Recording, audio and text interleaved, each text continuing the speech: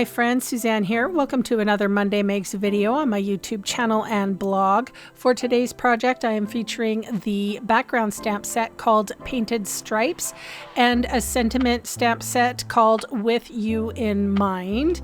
I'm going to be using my stamp positioner here. We used to sell one, but Stampin' Up used to sell the Stamparatus, but sadly you can't buy it anymore. So I'm using whatever one, the stamp positioner that you can buy, but you can't buy it from Stampin' Up. Anyway, so I have inked up my background stamp with Bubble Bath. And then I went in with Fresh Freesia.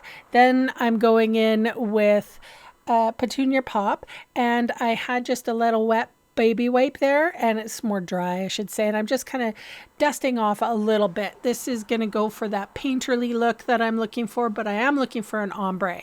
So I put my little basic white sheet in the stamp positioner and just putting some pressure, heel pressure down on the stamp, and there you go. So I'm inking up the sentiment that says thank you with Blackberry Bliss. This is a really nice deep rich dark purple, and it does it kind of goes for a black, if you will. It's so deep and rich. So I inked up with my favorite purple called Berry Burst, and in the center I am tapping off the Blackberry Bliss with my finger dauber, or sponge dauber as they're called in the catalog. I'm dotting on, so just trying to get two tones, darker middle and lighter petals.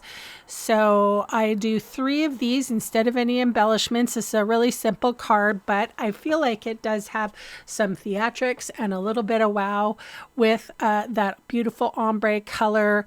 I mean, you could use 1 or 2 or 3 or 4 different colors, whatever you wish. Just some adhesive here on the corners. That is a Bubble Bath card base. It's really a nice soft pink, and I like using it because I don't have to put a piece of white on the inside. You can just write on that card and your pen will make it will stand out.